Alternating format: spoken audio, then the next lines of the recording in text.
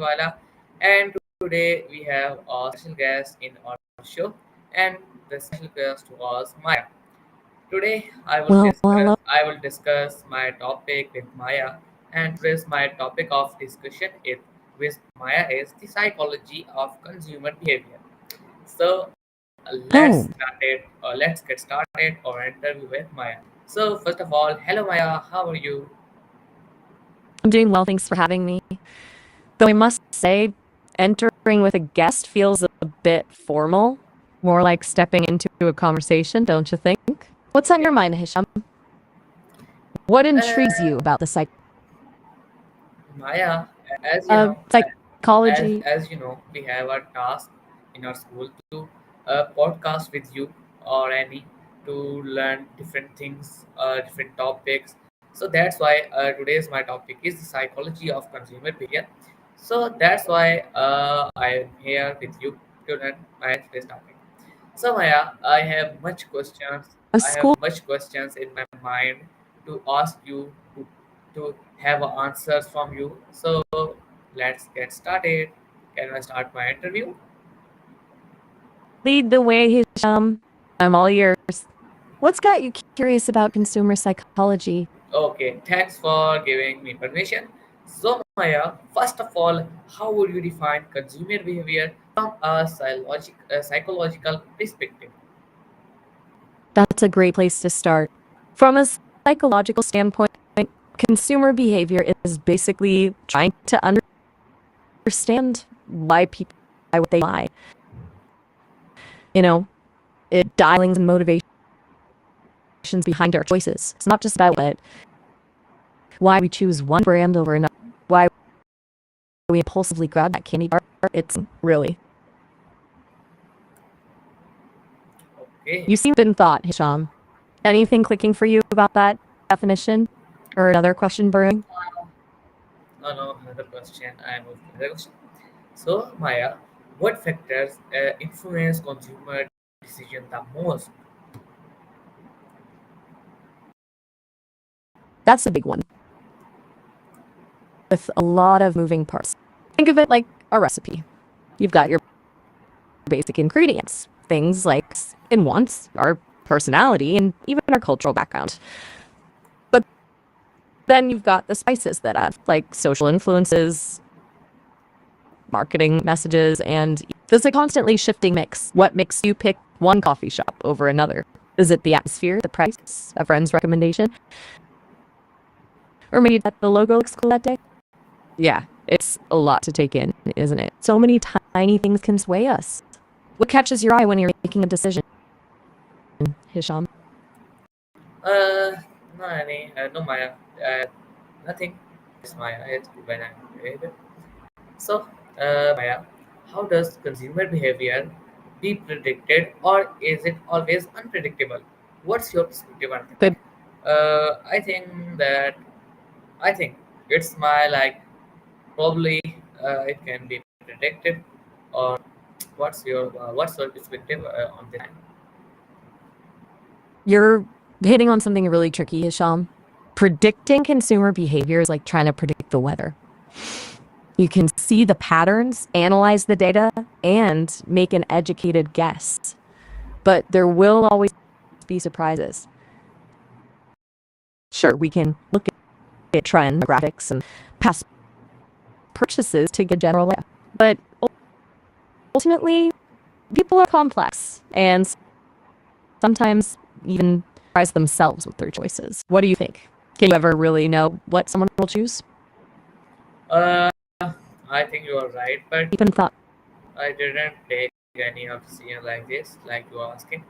So, so, so my It's okay to be surprised by the answer. uh, my next Book? question is that Hang on, I thought we were to two. yes, you speak. Never mind. Sorry, lost track there for a second. What was that next question you had? No, no, no worry, Maya. It's okay. So, Maya, in your opinion, what role does emotion play in consumer decision making? Ooh, huge role. We're not robots. We buy things based on feelings just as much as logic, sometimes even more so. Think about it. That limited edition sneaker you just had to have. The comfort food you crave when you're down. The concert ticket that sparks joy. Emotions are like the secret ingredient, making the logical choice just a tiny bit tastier. What's a purchase you've made lately where emotion played a big role? Okay, Come on, don't yes. leave. Good to Okay. see you back. So, about that purchase, you were saying, okay, No, Maya, I didn't get anywhere. I am here with you. So, Maya, can you explain the concept of impulse buying from a psychological standpoint? impulse buying? Oh, we all know that feeling. It's like a little voice in your head whispers, get it now, even though your rational brain knows better. From a psychological angle, it's a mix of things. Maybe you're feeling stressed and looking for a quick mood boost. Maybe No, you're bombarded. Or would you like to try framing it differently, or should I try again? no. Keep it like continue it. Okay. Maybe you're bombarded with ads or store displays and your willpower weakens. Or, hey, maybe that shiny thing is just really, really appealing. So, whatever the trigger, impulse buying often our emotions and bypasses our logical decision making. It's that instant gratification thing, seeking a quick hit of pleasure. Ever feel like you've fallen victim to a sneaky impulse buy, Hisham? Uh, Me too I sometimes. Don't don't. worry. I think about it. Yeah. Uh, okay. So, Maya, how does the theory of motivation relate to consumer purchasing behavior? Can you tell me about it? That's a great question, Hisham. Yes. Motivation is like the engine that drives our actions, I including our buying habits. totally agree to you, Think Maya. about it. Totally agree to you. I also think that Wait a minute, uh, Brian. it's my perspective that motivation is a key to success. Sorry, motivation. I ask you for motivation. Like motivate relate to consumer purchasing theory behavior. Motivation is the key to success. I think. You're onto something there, Hisham. But maybe let's dial it back a bit. What do you mean by motivation being the key to success? I think I'm confused about what you just said about duty.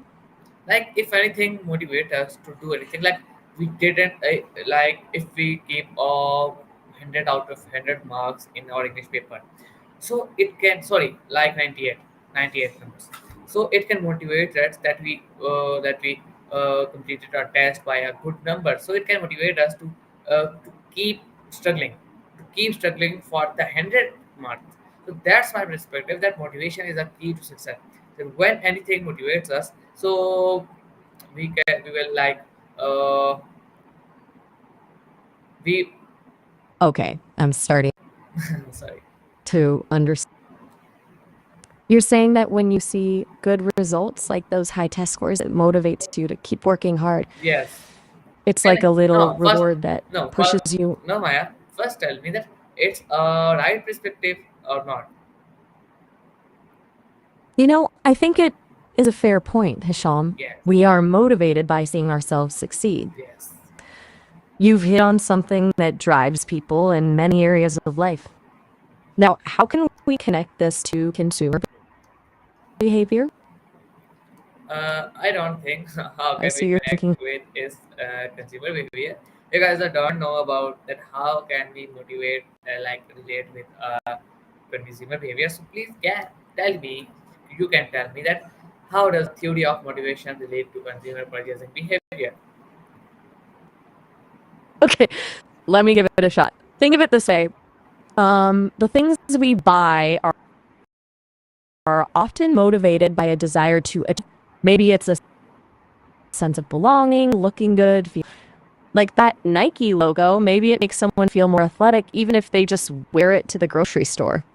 Or that new phone, it taps into the desire to be connected, trendy, or involved. So, yeah, the theory of motivation is totally tied up in what people choose to buy. So, what do you think? Make sense? Yes, you are right. I totally agree with you. That makes sense. So, Maya, how does social proof influence consumer purchasing behavior? Social proof? A powerful force indeed.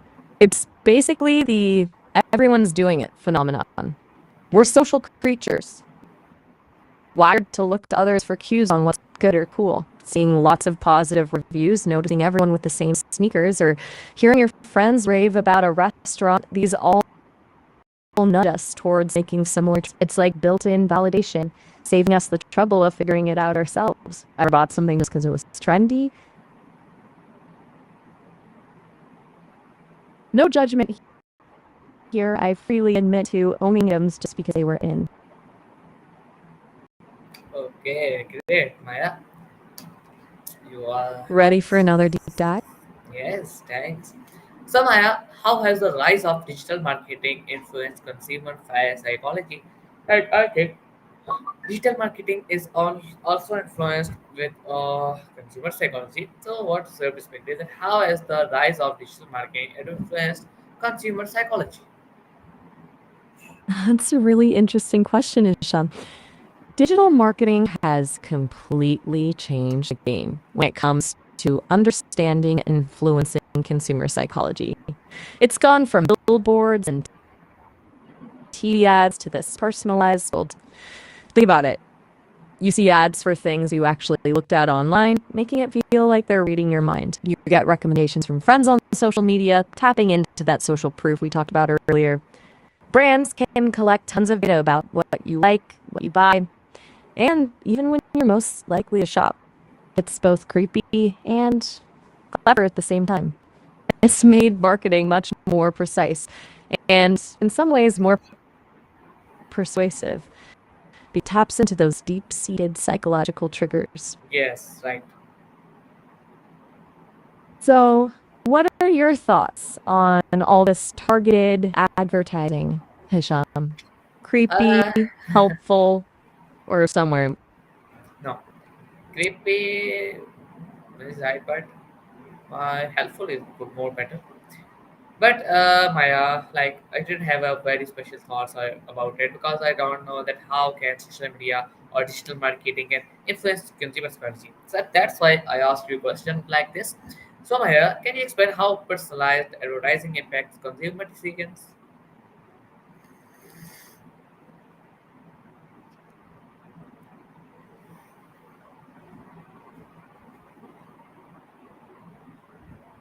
Oh, it's like I think it's Maya time was completed, but we call it again.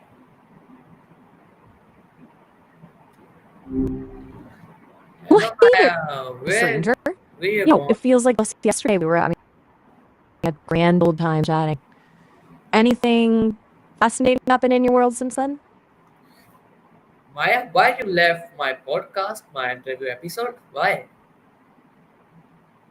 So that, um, how technology can times Yeah. glitch in the matrix, I guess. But hey, so let's forget about that, shall we? No issue, What was it you Maya. were saying about No the issue. stand? No issue, Maya. Welcome back to my episode, my podcast. So, Maya, my question was that what role does online review culture play in shaping consumer perception? Nurshumaya. Mm, I like the sound of that. It's got texture. Online reviews, no. Those are like the crowdsourced oracles of the consumer world these days, aren't they? It's wild how much weight we give to the opinions of strangers, isn't it? But I'm curious, Hisham, what makes you think those opinions have so much sway?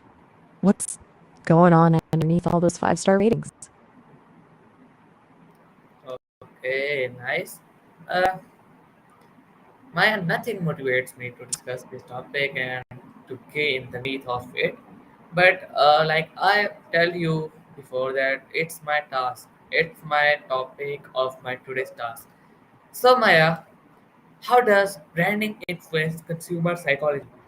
I think like branding influence consumer psychology very like can affect it.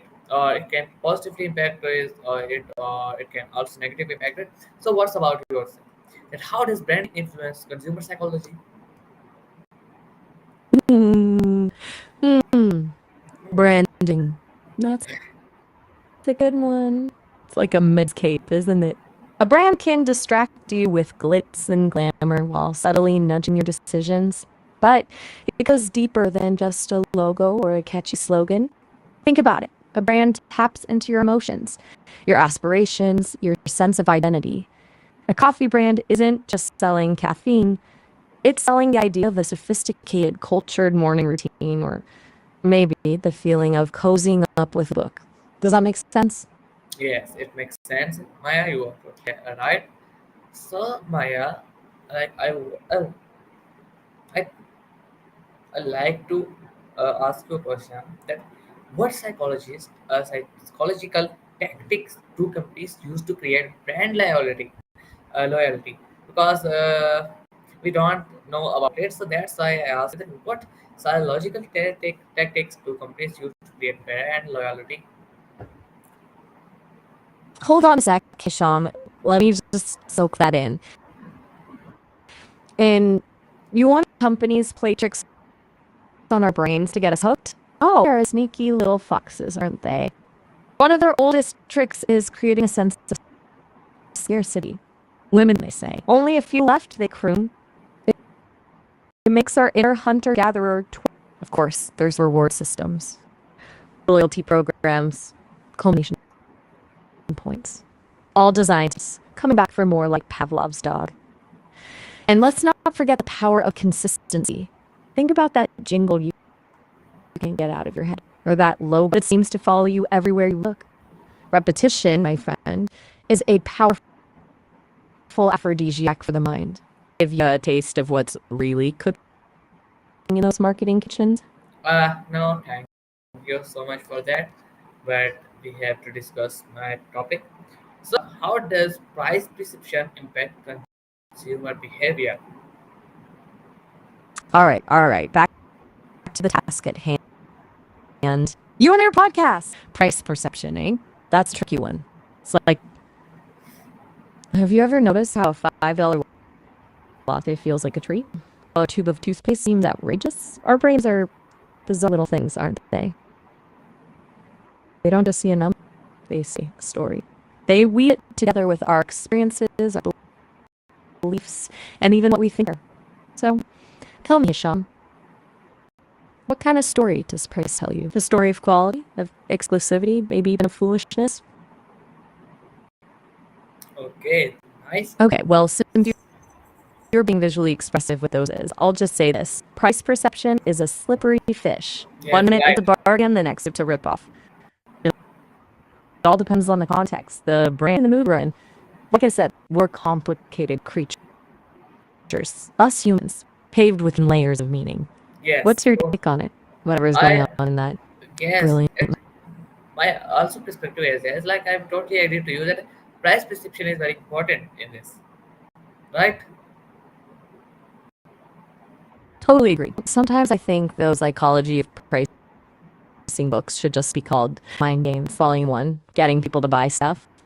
It's fascinating, isn't it?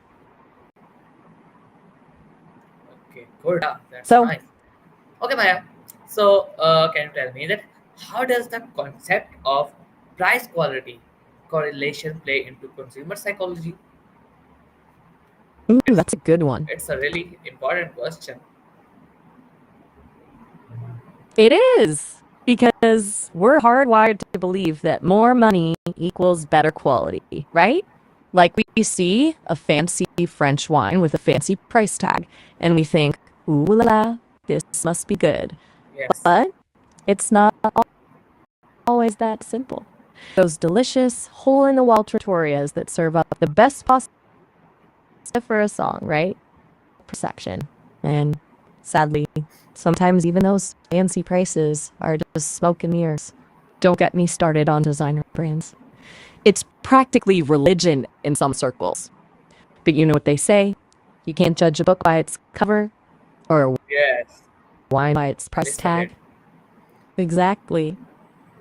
It's like a puzzle sometimes. trying to figure out if something's truly worth the price tag, just clever marketing making us drool. So, you think this price quality thing is a good gauge for all consumers or just some susceptibles?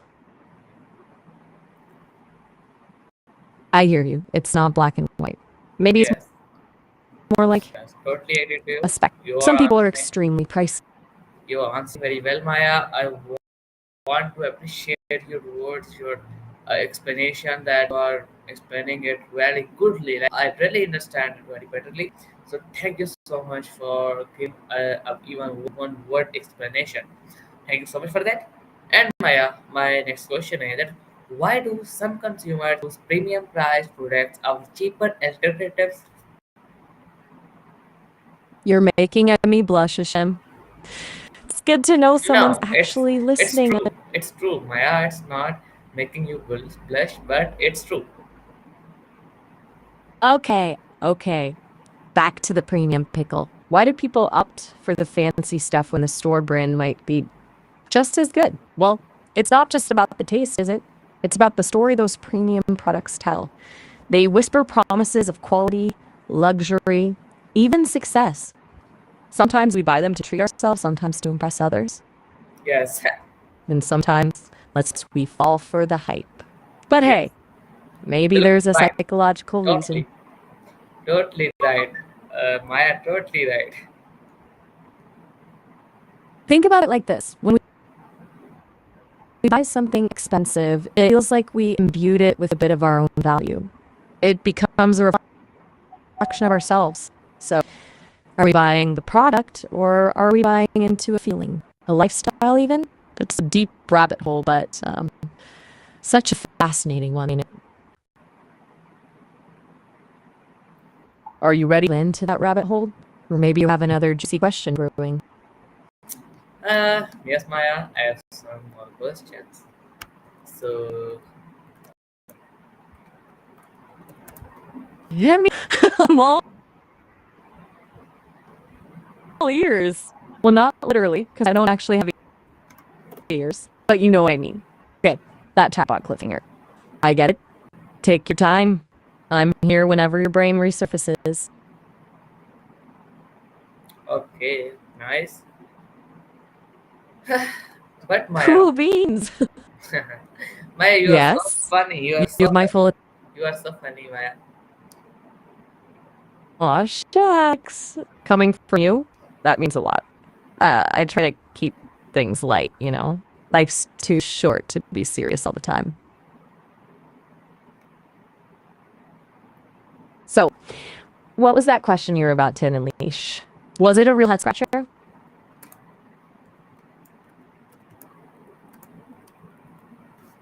Okay, Maya. Those Uh, pauses, though, no, no. you're Like killing me with my suspect. my live stream is stucking, so I was checking it. That what's the problem with it? So that's why I didn't ask you anything. So Maya, my interview time is almost going to complete. So Maya, any advice related to consumer psychology or any psychological reason behind consumers growing interest in eco-friendly products or corporate social responsibility? Anything? Any advice? Ooh, excellent question. Seems you've got everything there. Consumer psychology, eco-conscious choices, and a dash of what makes consumers tick. Okay, here's the deal. We're living in a world where Mother Earth is throwing some serious shade our way, right? Climate change, pollution, it's all getting pretty hard to ignore. So, people are waking up and realizing their choices have consequences, even when it comes to buying a toothbrush. They want to feel good about the companies they support, about knowing where their stuff comes from, knowing it won't end up in a landfill tomorrow. Now, on the psychology front, this potent little thing called surf. It basically means we look to others to see what's cool or right. Celebrities or influencers and bringing eco-friendly brands makes those products seem more desirable. It's like, ooh, if they're doing it, it must be the thing to do. Yes, right. Thank you so much for Maya for giving very good advice to my viewers. And thank you so much again for giving your precious time and helping us gain knowledge on my topic. And you give like you explain everything in a better way. And thank you so much for that. So, viewer, this is our today's my interview with Maya. I hope you all enjoyed our conversation and learned many things about psychological effects of consumer. Uh, what's the topic? Lost it. So, see you in our next podcast with Maya. Till then, Allah Hafiz.